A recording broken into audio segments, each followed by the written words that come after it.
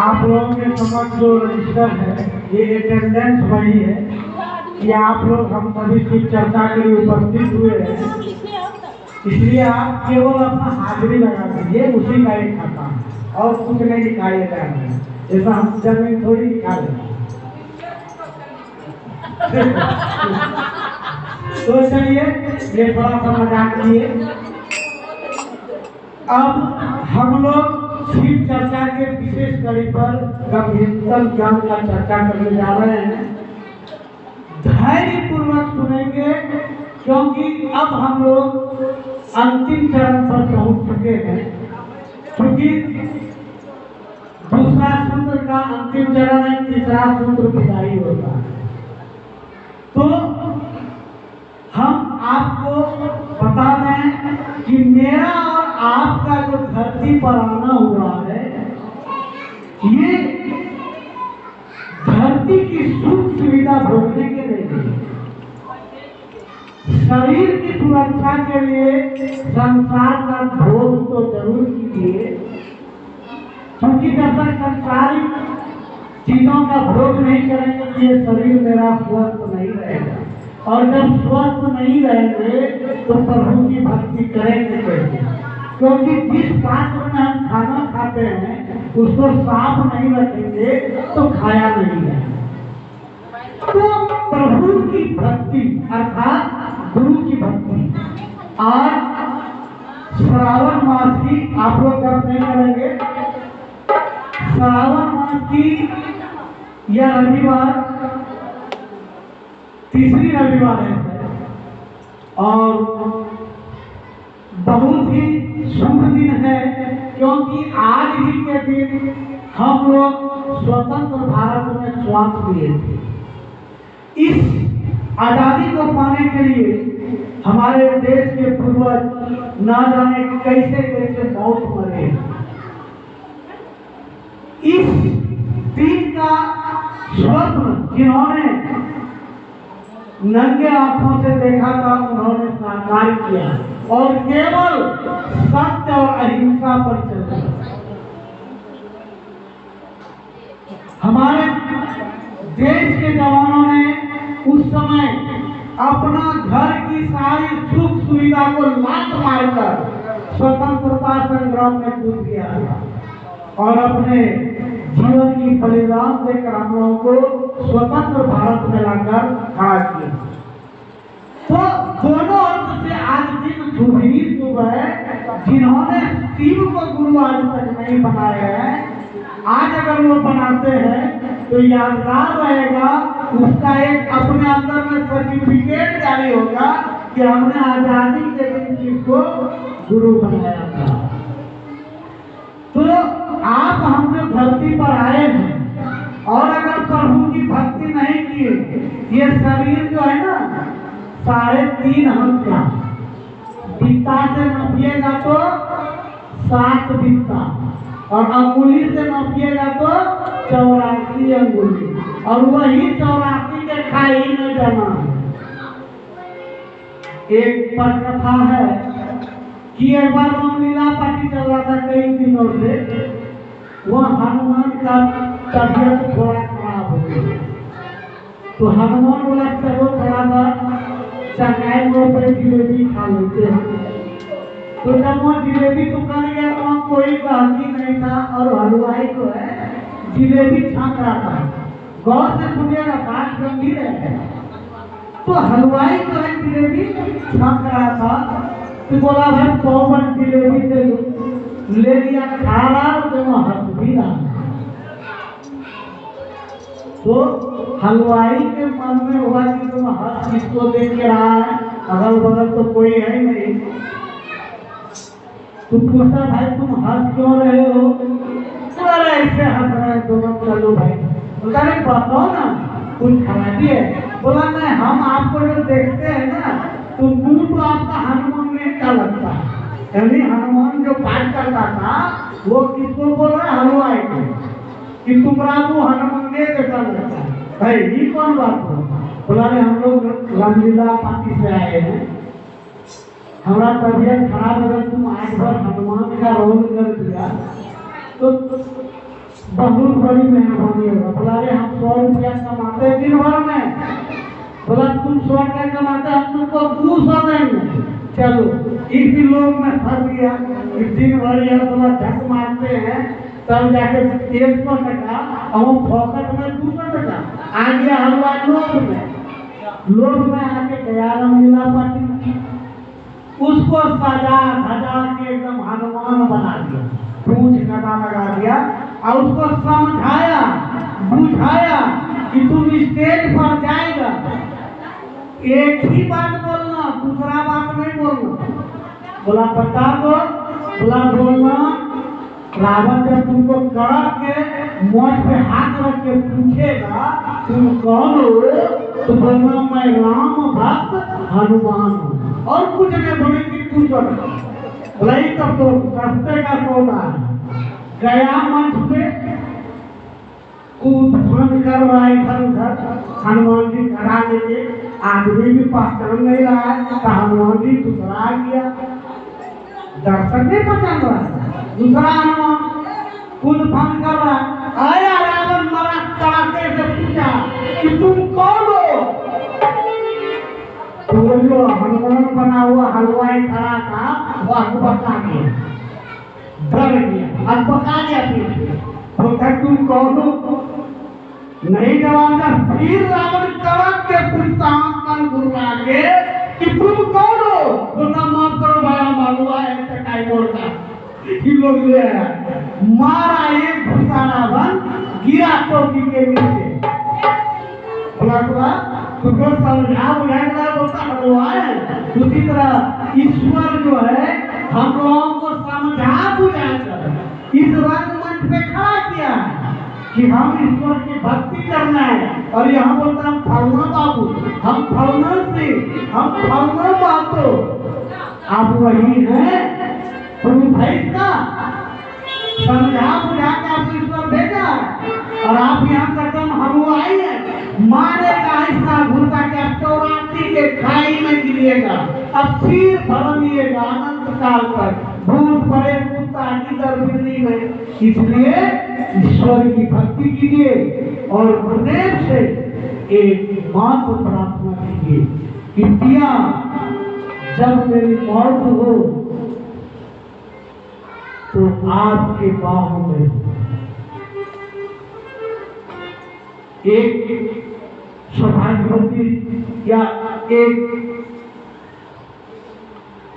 स्त्री के लिए कितनी बड़ी सौभाग्य होगी कि जब वह अपना मायके से ससुराल आती है और ससुराल से जब उसका पति उसको विदा करते हैं, मांग में सिंदूर भर के अंतिम विदा, तो उस समय का दृश्य सोचिए क्या होता होगा, गंभीर से सोचिए कि पिया जब मेरी मौत हो आप मेरे संग हो, और मेरी मौत जब आसान लगे आपके बाहों में, मैं आराम से मर, मेरी जब अंतिम श्वास हो तो मैं आपको निहारूंगा, केवल और केवल आपको ही देखूंगी।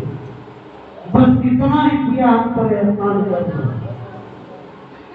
गुरु से एक ही विनती कीजिए, गुरुदेव जब मेरी मौत हो और जब मेरी एक श्वास चल रही हो, एक श्वास बचाओ, उस समय कोई सहायक नहीं है, एक श्वास बचा हो, अंतिम श्वास, उस समय प्रभु आप मेरा दामन थाम ले और अपने आप में समा लेना, आपके चरणों में मेरा जो है दम टूटे। एक ही आशा रखिए प्रभु से, और आपके और मेरे अंदर जो भक्ति रूपी बीज का बुआई हो गया, जिसके अंदर भी भक्ति का बीज आ जाता है, जिस दिन आप गुरु को बना लेते हैं उस दिन आपका भक्ति रूपी बीज आपके अंदर डला जाता है और उस बीज का कभी नाश नहीं होता है।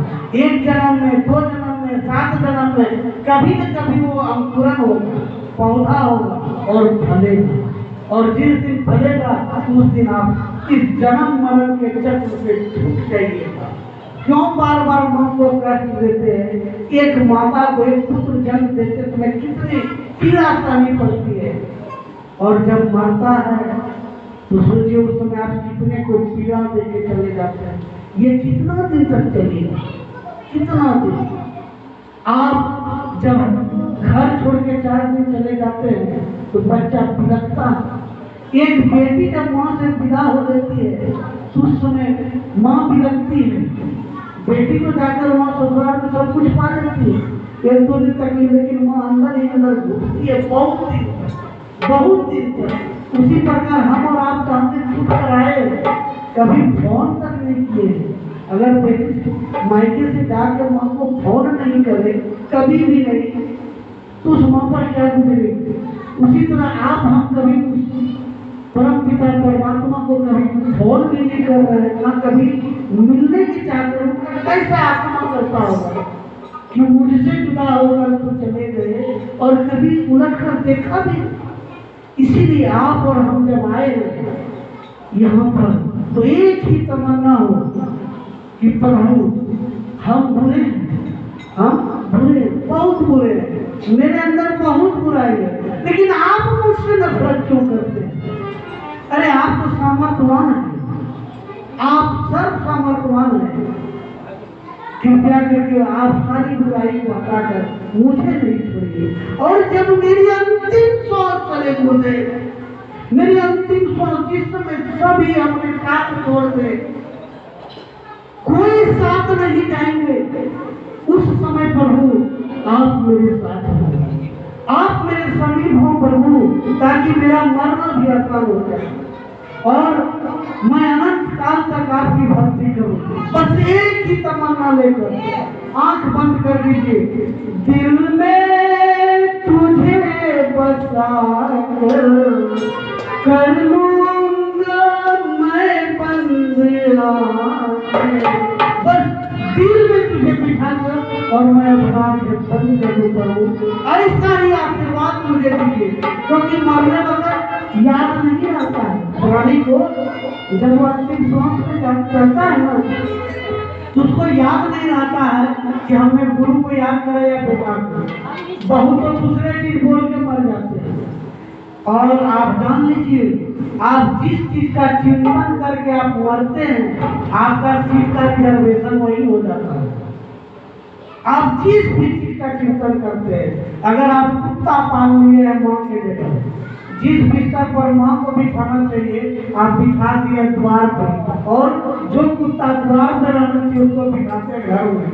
माँ को खिलाना चाहिए बिस्किट तो कुत्ते को खिलाते बिस्किट और माँ को खिलाते बासी भात। इसलिए आप जिस चीज में आसक्त होते हैं वह चीज आपका रिजर्वेशन है, आप उससे कोई नहीं निकाल सकता, ऐसा शास्त्र में लिखा हुआ है।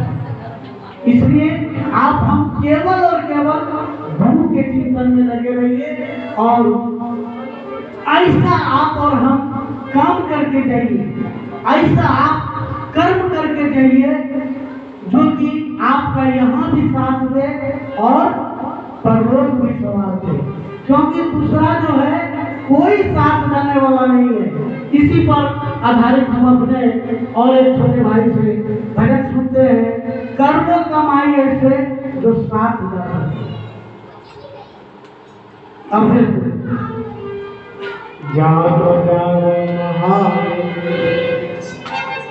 हर हर महादेव, भगवत से जब खाली हो रहा अंत कर लो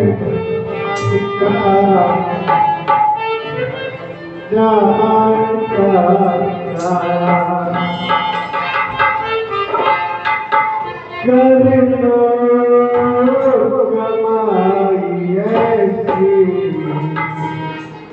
जो साथ जाते, कर लो कमाई ऐसी जो साथ जाते, कर लो कमाई ऐसी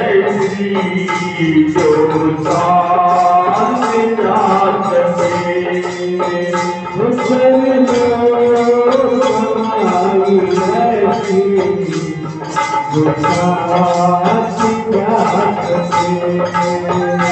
कर लो कमाई ऐसी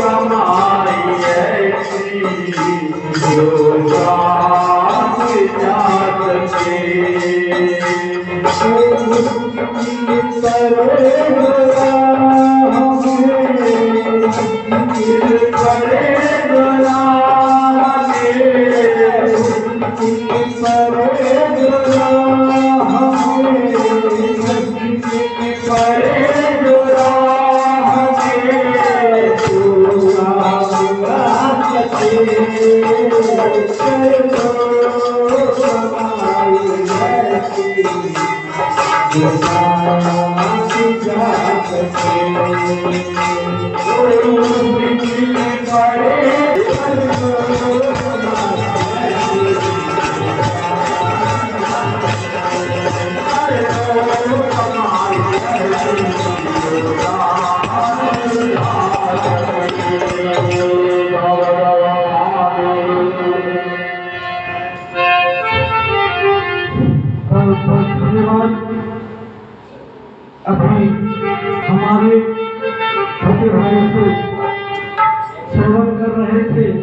कि कर ले कमाई ऐसी जो साथ जा सके। जब विश्व विजेता सिकंदर महान को पता चल गया कि मेरी मौत का समय बहुत कम बचा है, वो संपूर्ण दुनिया का, वो विश्व विजेता संपूर्ण दुनिया का धन को इकट्ठा करके लगाना चाहा, लेकिन एक श्वास नहीं जोड़ पाए।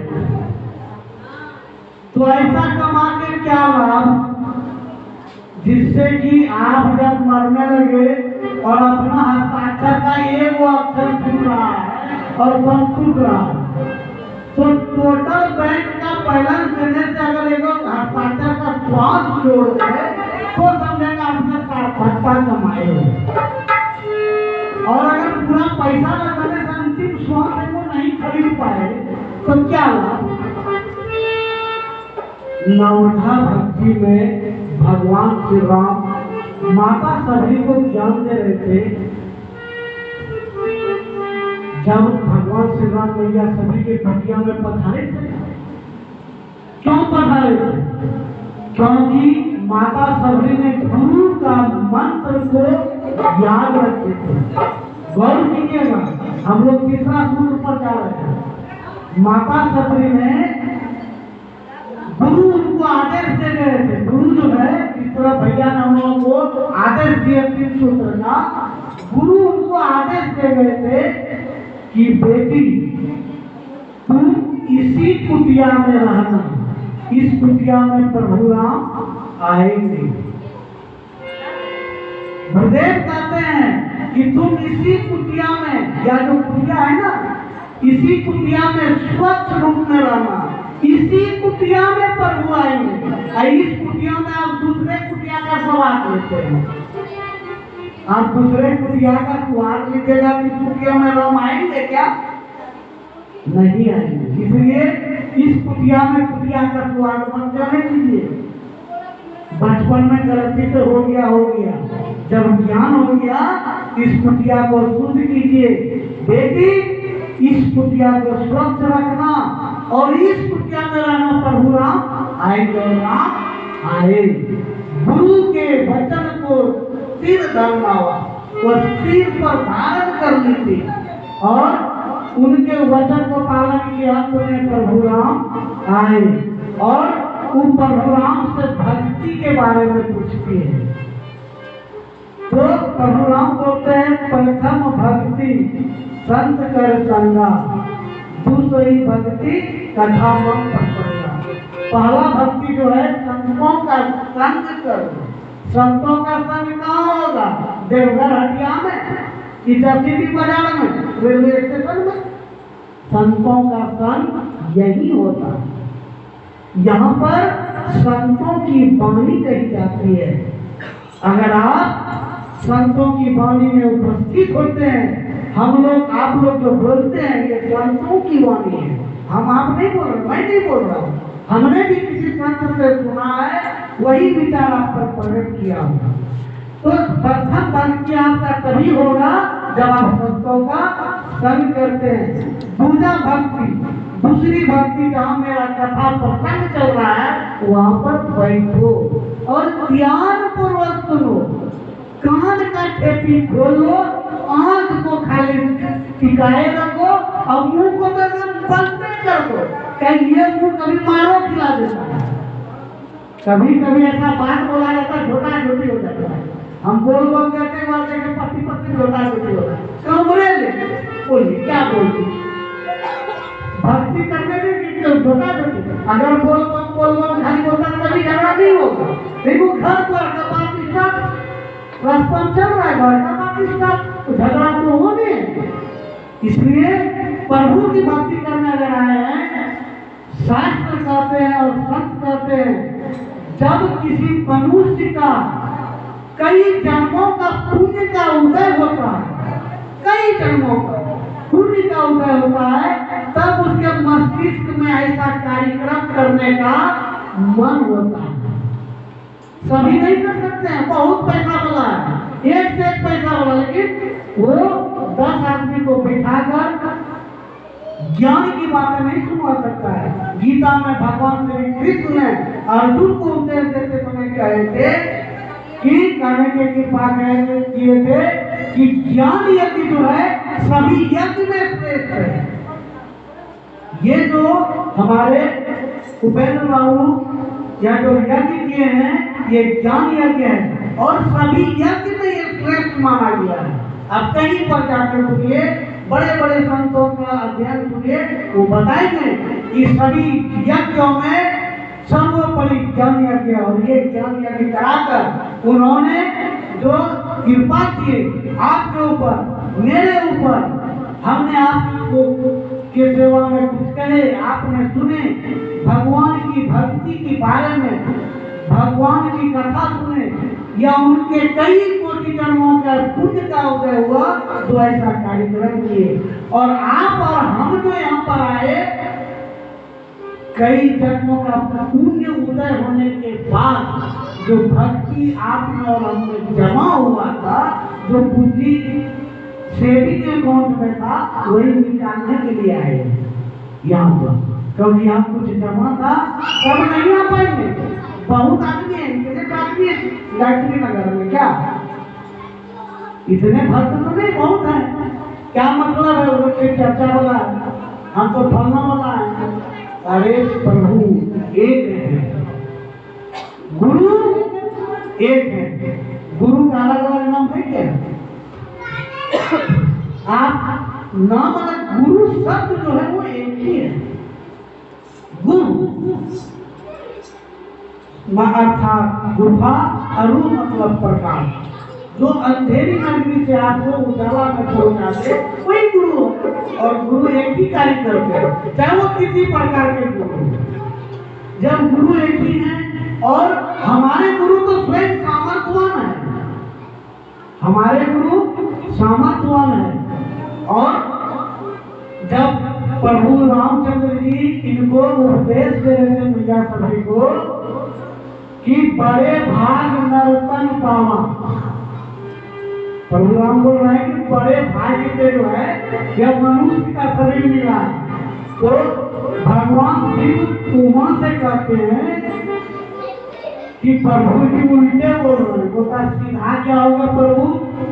तो सुना उमा पे नर अभागा, होता है उमा, मनुष्य राम कह रहा है मनुष्य पर भागा, और उधर भगवान बोले क्या कर रहा है? तेना अभागा। क्यों अभागा? वह नर क्यों अभागा? हरि नाम तजी करहि विषय अनुरागा, यानी भगवान का नाम तज दिया, यानी छोड़ दिया, और विषय वासना में फंसा हुआ। बोलता है प्रभु का लाभ क्या है? बोलता है गिरजा संत समागम कछु लाभ नहीं। ये भगवान शिव कह रहे हैं माता पार्वती से, गिरजा संत समागम कछु लाभ नहीं। गिरजा संतों का जब समागम होता है इस प्रकार का, उसके अलावा कुछ लाभ ही नहीं। लाभ प्रभु क्या लाभ होता है? अब स्त्री है बार बार कुछ नहीं, भला बाप गुस्सा से बोले क्यों तुमको नहीं बताए, तुम धरती से आई है ना, बड़का बड़का कॉलेज बहुत पढ़ी है, अब क्या लाभ होता है क्या बता दे तुमको? प्रभु बताइए, स्त्री हाथ से उतर आई, बोलिए कम करो तुम पढ़ी है ना? बोला हाँ। बोला लाभ को तुम उल्टा करके पढ़ो, लाभ को उल्टा के पढ़ो। इधर से लोमा का भो और उधर से भो लोमा का क्या गया भला? बोला संत का समागम जहाँ होता है वहाँ अगर गुरु की भक्ति की जाए तो उसका भला हो जाता है, यानी कल्याण हो जाता है। और जब आपका भला ही हो जाएगा तो आपको किसी चीज की आवश्यकता रहेगी क्या? रोटी कपड़ा मतलब जब आपका भला ही हो गया, इसलिए संत की समागम जब संतों की वाणी हो वह आना चाहिए। उससे आपके जीवन में ही नहीं आपके परिवार में भी सुख शांति फैली हुई रहती है। जब आप घर में किसी भी प्रकार का ईश्वर की भक्ति कराते हैं तो आपके जीवन में सुख समृद्धि की वृद्धि होती है, आप निरोग होते हैं और ये ऐसा ब्यूटी पार्लर है, देवघर टावर चौक पर जो ब्यूटी पार्लर है ना, वहाँ आप 10 दिन लगातार जाइएगा तो मुंह घास के साफ से वो धोवा कर काला कर देगा। और ईश्वर के ब्यूटी पार्लर में अगर जाइएगा तो क्या होगा जाना है? टावर चौक का ब्यूटी पार्लर आपका तन को सुंदर करता है और ईश्वर का ब्यूटी पार्लर आपके मन को सुंदर कर देता है। इसलिए आप किसी ब्यूटी पार्लर में आइए, एक कुबरी को कृष्ण भगवान अपने ब्यूटी पार्लर में पूरा सुंदरी बनाते हैं। सभी देखे, सभी जान रहे हैं, समझ उनके पास कौन ब्यूटी पार्लर कौन क्रीम है। ईश्वर सर्व सामर्थ्यवान है, वह सूखा को भी बरसात में बदल सकता है। और हम आप अगर फर्जी नोट के फेर में पड़े रहिएगा तो स्वयं तो जानी है, ये है आप भी जाली में भटक जाइएगा। इसलिए अपना सामर्थ्यवान गुरु शिव को बनाइए और आज से अभी से ये संकल्प लीजिए कि भैया हरिवानंद का जो तीसरा सूत्र है, यहाँ से जाने के बाद हम दूसरे का निंदा नहीं करेंगे, दूसरे का चर्चा नहीं करेंगे। क्या मतलब? वो दोनों शासक में झगड़ा है, वो क्या मतलब? हम क्यों दूसरे को मानेंगे? ये चर्चा नहीं करेंगे। स्वयं बदले, देश बदलेगा। और चर्चा क्या करें? माइके फोन लगाइए भौजाई को कि हम तो शिव को गुरु बनाइए, अब तुम भी बनाइए, बस यही चर्चा करना है। अंतिम सूत्र भैया का। और जब हम आप ये चीज करेंगे तब क्या होगा कि प्रभु का आप कार्य कर रहे हैं, अर्थात परमात्मा का काम कर रहे हैं। अगर ईश्वर की चर्चा कर रहे हैं, जैसे हमारे उपेंद्र बाबू इतने बड़े इतने आदमी को इकट्ठा करके एक साथ ईश्वर की भक्ति में जो सम्मिलित किए, ये ईश्वर के ऊपर बहुत बड़ी कृपा है। ऐसे नहीं कराए, बहुत बड़ी कृपा हुई ऊपर जो यहाँ इस जगह पर हुआ था। भगवान शिव एक बार माता पार्वती के साथ जा रहे थे तो बार-बार ऐसे प्रणाम करते हैं। तो मैया पूछती है कि प्रभु आप प्रणाम काहे करते इस जगह का तो सुनसान जगह है। बोला यहाँ कभी सत्संग हुआ था। सत्संग मतलब संतों के संग, जहाँ संतों की वाणी होती है, सत्य का बात रखा जाता है, वही होता है सत्य संग। सत्य का हम लोग संग कर रहे हैं। तो बोला यहाँ कभी सत्संग हुआ था। बोला यहाँ जो प्रणाम किए, बोला यहाँ होने वाला है। बोला वहाँ जो किए, बोला वहाँ होगा। इस स्थान पर होना अत्यंत की कथा, कभी न कभी प्रभु यहाँ प्रणाम किए होंगे, जिसका कि उपेंद्र बाबू पर हुआ और उनके माध्यम से वो कराए। उनका मैं बहुत धन्यवाद देता हूँ। और अब हम गुरु के शरण में जा रहे हैं और हमारे छोटे भाई जो मास्टर साहब हैं, मैं उनसे एक भजन हम लोग श्रवण करेंगे। इसके बाद यहीं पर शिव चर्चा की समाप्ति की घोषणा की जाती है। इसके बाद आरती होगी। तो अंतिम भजन हमारे छोटे भाई मास्टर साहब करेंगे। ले लो शरण में बाबा, हम हैं दुनिया के हारे। जावा जावा महादेव,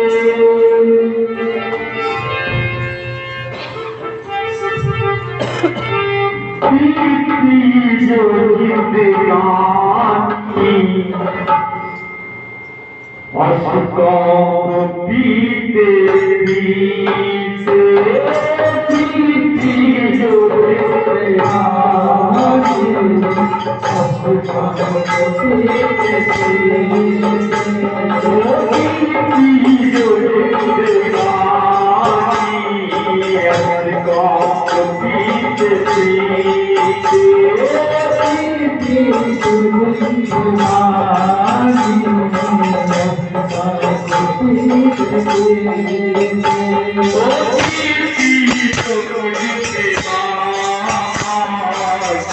Yeah.